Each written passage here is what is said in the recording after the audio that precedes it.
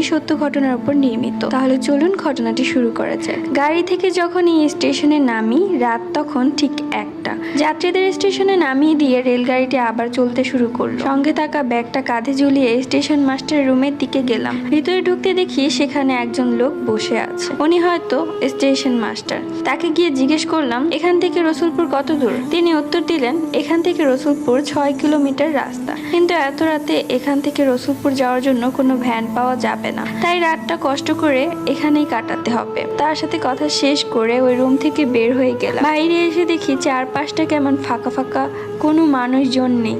পাশের যাত্রীদের waiting room, সেখানে গিয়ে একটি চেয়ারে বসলাম। তারপর চিন্তা করলাম কোনো মতে আজ রাতটা এখানে কাটিয়ে কাল সকালে রসুলপুরের উদ্দেশ্যে রওনা দিব। দেয়ালে ঝুলে থাকা ঘড়ির দিকে তাকিয়ে দেখি রাত 1:30 বেজে গেছে। চোখে একটু ঘুম ঘুম ভাব, তাই চোখ বন্ধ করে বসে রইলাম।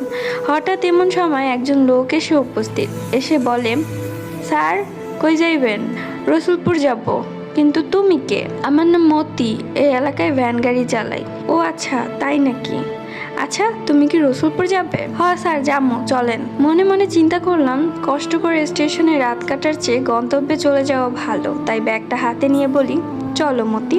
হাঁটতে হাঁটতে মতির ভ্যানের গাড়ির সামনে গেলাম। সেখানে গিয়ে দেখি একজন লোক আগে থেকে ভ্যানের উপর বসে আছে। লোকটির সমস্ত শরীর চাদর দিয়ে ঢেকে রেখেছে, চেহারাটা পর্যন্ত ভালো করে দেখা যাচ্ছে না। আমি কোনো কথা না বলে লোকটার পাশে গিয়ে বসলাম। তারপরে মতি ভ্যান গাড়ি চালাতে শুরু করে। কিছু দূর আসার পরে আমরা একটি মাটির রাস্তায় উঠলাম। সেই রাস্তার দুই পাশে ছিল বিপত্ত ধান ক্ষেত। যত দূর চোখ যায় শুধু হলুদ পাকা ধানের শিশি। মাঝে মাঝে রাস্তার দুপাশে হালকা কিছু গাছ দেখা যাচ্ছে। আর খরা মৌসুমে চাষাবাদের জন্য একপাশে একটি খাল খনন করা হয়েছে। আকাশে হালকা চাঁদের আলোয় তারপরও চারপাশটা বেশ পরিষ্কার দেখা যাচ্ছে। আশেপাশে কোনো জনবসতি নেই, তাই চারিদিকে শুধু ঝিঝি পোকার শব্দ ছাড়া কিছুই শোনা যাচ্ছে না। মাঝে মাঝে শুধু দূর থেকে একটি খেকশিয়ালের ডাক কানে ভেসে আসছে। কার্তিক মাসের শেষের দিক, তাই হালকা একটু শীত পড়েছে। মাঝে মাঝে হিমের হাওয়া শরীরে কাঁপন ধরিয়ে দিচ্ছে, তাই ব্যাগ থেকে জ্যাকেট নিয়ে গায়ে জড়িয়ে নিলাম। একটু পরে মতি জিজ্ঞেস করে, স্যার রসুলপুরে আপনার কে কে থাকে? রসুলপুরে আমার এক বন্ধুর বাড়ি, কিছুদিন পরে তার বড় ভাইয়ের বিয়ে, তাই যাচ্ছি। ও আচ্ছা। মাঝপথে আসার পরে মতি বলে, স্যার আপনারা বসেন, আমি একটু আসি। বুঝতে পারলাম সে প্রাকৃতিক ডাকে সাড়া দিতে যাচ্ছে। মতি পিছনের দিকে একটু দূরে গিয়ে রাস্তার নিচে নেমে গেল। তাকে আর দেখা যাচ্ছে না।